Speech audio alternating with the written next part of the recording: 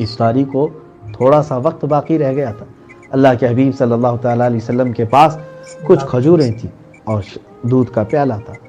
رسول کریم صلی اللہ علیہ وسلم خود صلی اللہ اٹھ کر تعالی کے وسلم۔ جنت البقیع تک گئے۔ وہاں جا کر کے دیکھا تو ایک مسافر تھا، اس کے چہرے پر سفر کے آثار تھے، گرد و غبار اٹی سبحان ہوئی تھی۔ اللہ، اللہ کے حبیب صلی اللہ تعالیٰ صلی علیہ اللہ وسلم تعالی جیسے ہی وسلم۔ رمضان آتا، ماں عائشہ صدیقہ رضی اللہ تعالیٰ عنہ فرماتی ہیں کہ جس طرح حضور اکرم صلی اللہ علیہ وسلم صلی اللہ رمضان کا تعالی اہتمام وسلم۔ کرتے تھے، باقی سال بھر میں کسی اور مہینے کا اتنا اہتمام نہیں فرماتے تھے۔ السلام علیکم ورحمۃ اللہ وبرکاتہ۔ آپ دیکھ رہے ہیں آپ کا اپنا یوٹیوب چینل ہندی قرآن بیان۔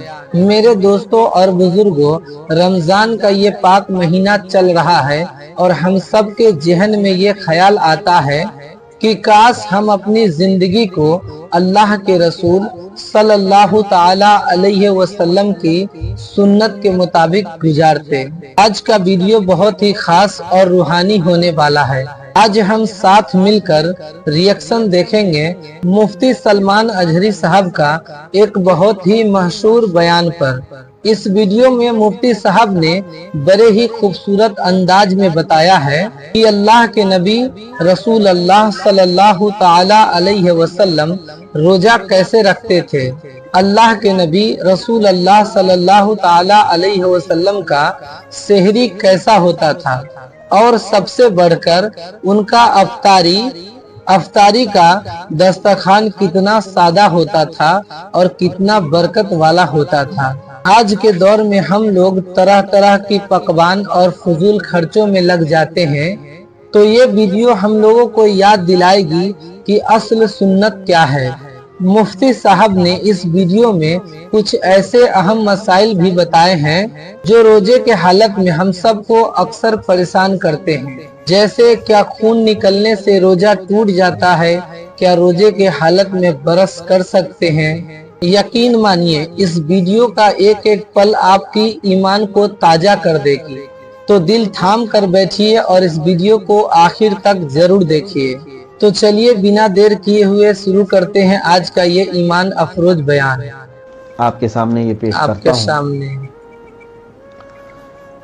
کسی صاحب نے یہ سوال کیا ہے، حضور پاک صلی اللہ تعالیٰ صلی علیہ اللہ وسلم کی تعالی محبت وسلم، میں ہم یہ چاہتے ہیں کہ ہمیں یہ بتائیں کہ میرے آقا صلی اللہ علیہ وسلم صلی کیسا اللہ روزہ تعالی رکھتے تھے، وسلم۔ سبحان اللہ، سحری کیسے کرتے تھے، فجر میں حضور صلی اللہ علیہ وسلم کیا کرتے تھے، صلی اللہ ظہر تعالی عصر وسلم۔ مغرب اور عشاء میں بھی حضور کیا فرماتے تھے۔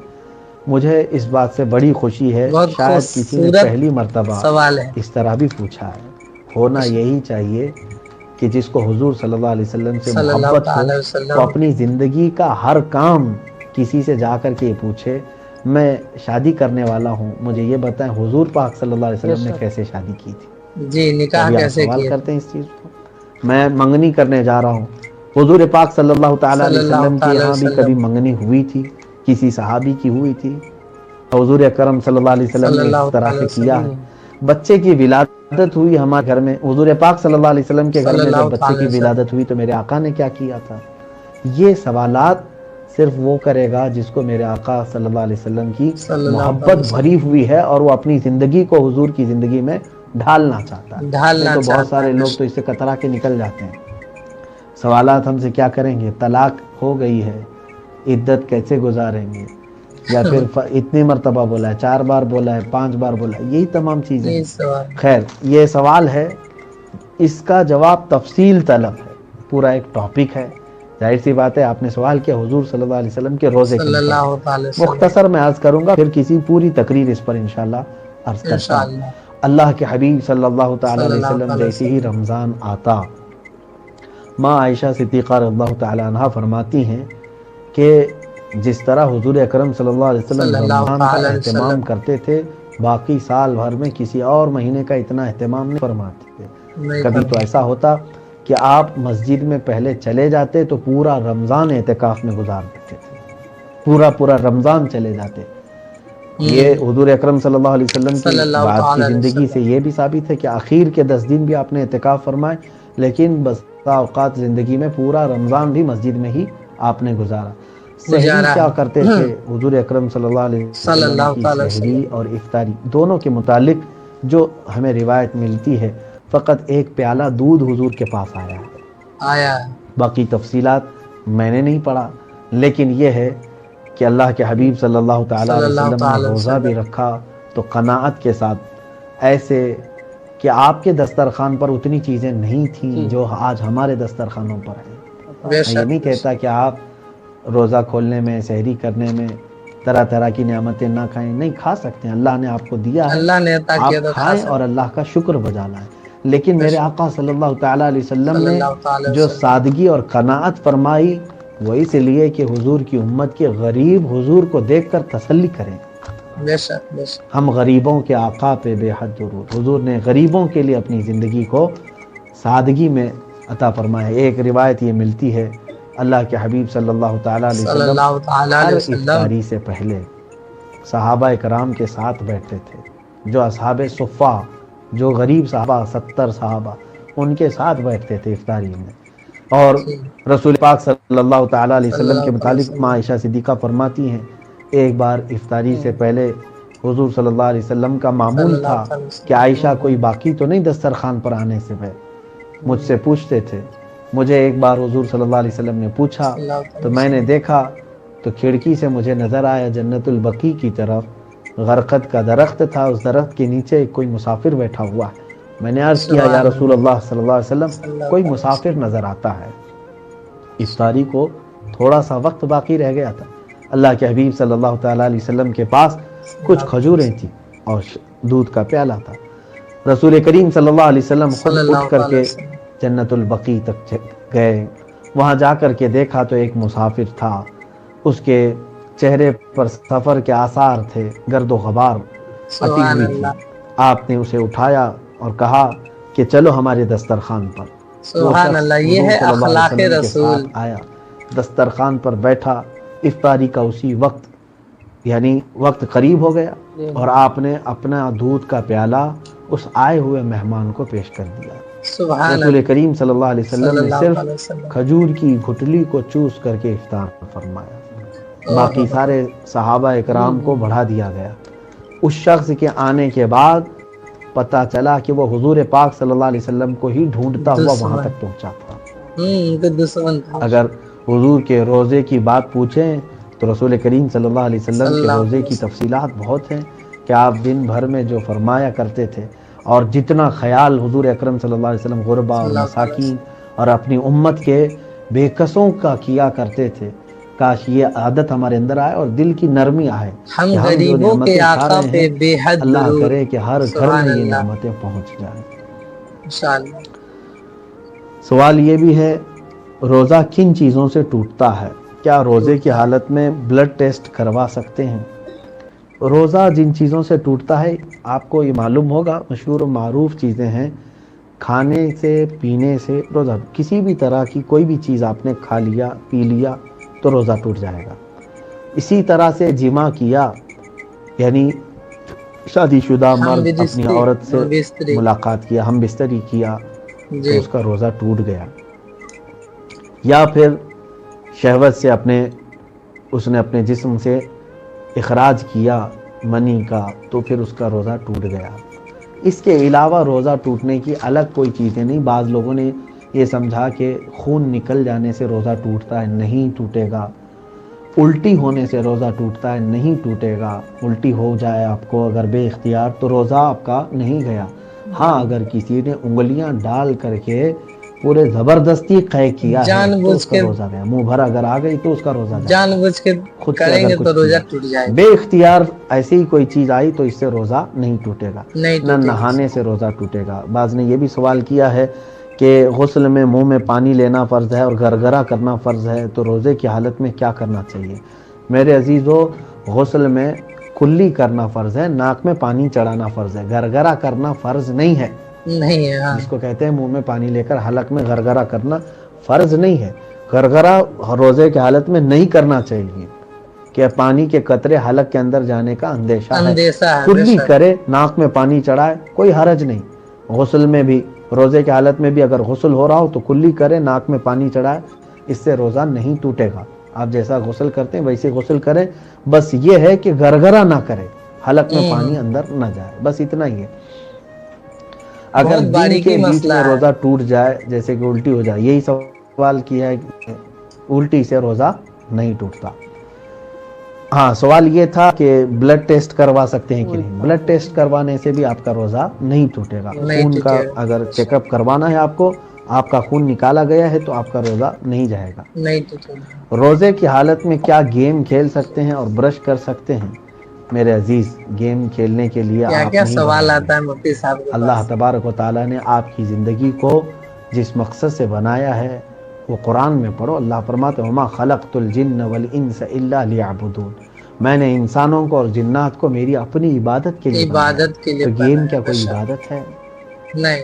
ہاں اب یہاں پر کچھ لوگ ایڈکٹ ہو گئے ہیں، کچھ ایسے خطرناک گیم دنیا نے لانچ کر کے تمہارے ہاتھوں میں پکڑا ہے جو تمہارے اخلاق کو بھی تباہ کر رہا ہے، تمہارے ایمان کو بھی تباہ کر رہا ہے، تمہارے وقت کو بھی، پیسے کو بھی، سب جو جوا کھیل رہے ہیں، تمہاری آخرت بھی برباد ہے۔ کچھ صحیح ایسی بات۔ چیزیں ہیں وقت گزارنے کے لیے، کچھ چیزیں کیا جیسے ذہن کی تیزی کے لیے، کچھ کھیلوں کی حضور صلی اللہ علیہ وسلم نے اجازت دی صلی اللہ علیہ جس سے وسلم۔ جسم اچھا ہو جائے، جس سے دماغ اچھا ہو جائے۔ کشتی کھیلو، حضور ہاں کا اگر آپ کو گیم پسندیدہ ہے۔ کھیلنا ہے تو تیر اندازی سیکھو، تیر حضور اندازی، صلی اللہ علیہ وسلم نے حکم فرمایا تیر اندازی سیکھو۔ کیا یہ بہتر گیم نہیں ہے؟ بے شک۔ اس میں تمہارا نشانہ بہتر ہوگا۔ اس کے علاوہ کشتی کے لیے حکم ہے کہ سبحان تم اللہ۔ کشتی لڑو تاکہ تمہارے اندر طاقت اور تم ڈیفنس کر سکو، سیلف ڈیفنس کا طریقہ آ جائے۔ اور تمہیں سوئمنگ کا حکم دیا گیا ہے، سباحہ یعنی تیرنا سکھاؤ۔ تیرنا اس سیکھ سے جاؤ۔ بہتر گیم کیا ہو سکتا ہے؟ لوگ یہ سوچتے ہیں کہ کسی جگہ کمبل میں بیٹھ کر کے آرام سے اس موبائل میں ہی کھیلیں، آسانی ہو۔ آج کے بچوں میں بھی یہ حال ہے کہ پہلے بچے ہمارے مٹی میں کھیلتے، میدان میں کھیلتے، پتہ نہیں کیا کیا کھیل، وہ سب کھیل اب مر گئے بیچارے۔ پہلے صحیح کے بات۔ کھیل فنا ہو گئے، سارے کھیل بچوں کے ہاتھ میں آ گئے موبائل میں۔ بس ان بچوں کو بھی ان گیموں سے بچایا جائے۔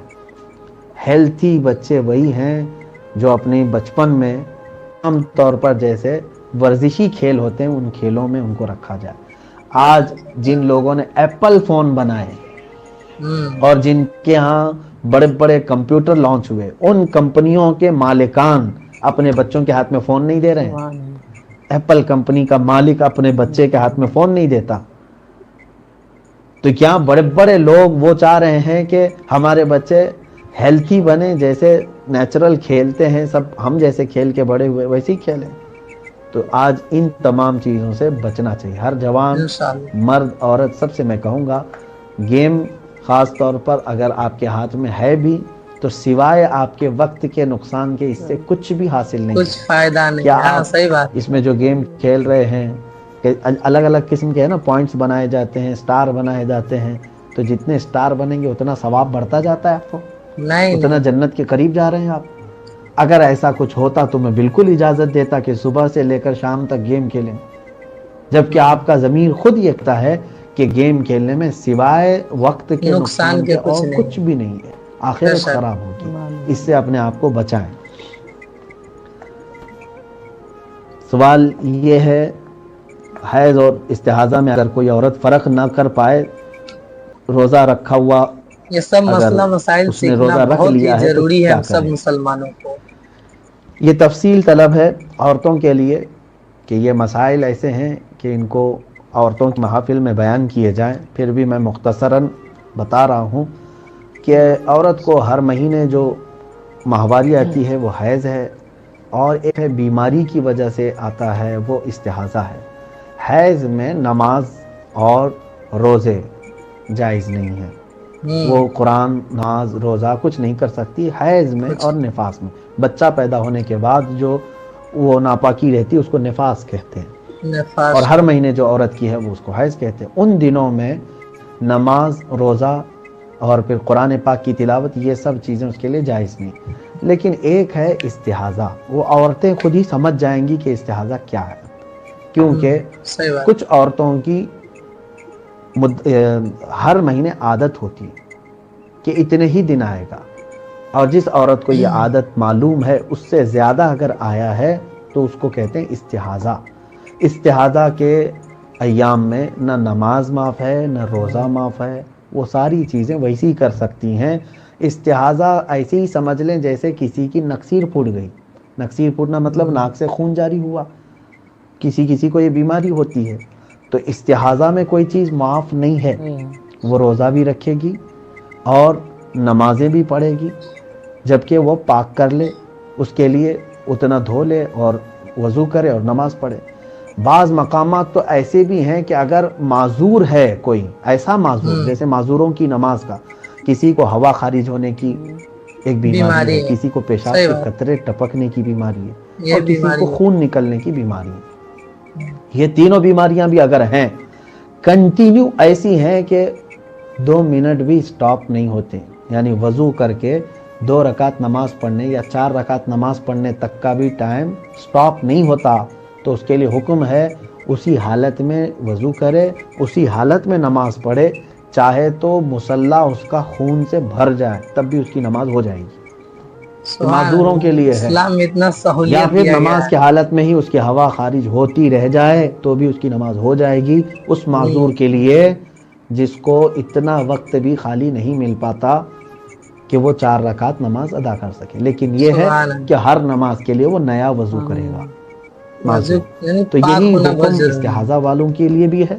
عورتوں کو یہ خود اچھی طرح سے معلوم ہو جاتا ہے کہ اگر وقت سے زیادہ آیا ہے تو وہ استحاضہ ہے، اس میں وہ ان کے لیے روزے معاف نہیں ہیں، وہ روزے ضرور رکھیں گی. اللہ رب العزت کہنے سننے سے زیادہ ہمیں عمل کی توفیق عطا فرمائے. وآخر دعوانا الحمدللہ رب العالمین. السلام. وعلیکم السلام. سبحان اللہ، الحمدللہ. دوستوں اور بزرگوں، مفتی سلمان اجہری صاحب کا یہ بیان سن کر دل کو جو سکون ملا ہے اسے لفظوں میں بیان کرنا مشکل ہے. آج ہم نے اس ویڈیو میں سیکھا ہے کہ روزہ صرف بھوکا رہنے کا نام نہیں ہے، بلکہ یہ صبر اور سادگی اور دوسروں کا درد سمجھنے کا نام روزہ ہے. نبی صلی اللہ تعالی علیہ وسلم کی زندگی ہمارے لیے وہ چراغ ہے جو ہمیں اندھیروں سے نکال کر روشنی کی طرف لے جاتی ہے. مفتی صاحب نے جو مسائل بتائے ہیں، یہ امید ہے کہ آپ لوگوں کے دلوں کا جو شک ہے وہ دور ہو گئی ہوگی.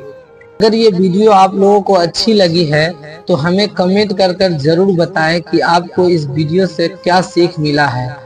کیا آپ بھی اس رمضان اپنی افطار کو سادہ رکھنے کی کوشش کریں گے؟ ہمیں آپ کمنٹ کر ضرور بتائیں. اگر آپ ہمارے اس چینل ہندی قرآن بیان پر نئے ہیں تو اس چینل کو سبسکرائب ضرور کریں. اگر یہ ویڈیو آپ لوگوں کو پسند آئی ہے تو اس ویڈیو کو لائک کریں تاکہ اسی طرح کا دین کی بات آپ لوگوں تک پہنچتی رہے. اس ویڈیو کو صدقہ جاریہ سمجھ کر اپنے دوستوں اور اپنے احبابوں کو بھی شیئر کریں. دعا ہے کہ اللہ ہم سب کو سنت رسول صلی اللہ تعالی علیہ وسلم پر چلنے کی توفیق عطا فرمائے. تو ملتے ہیں اگلے ویڈیو میں، تب تک کے لیے السلام علیکم ورحمۃ اللہ وبرکاتہ.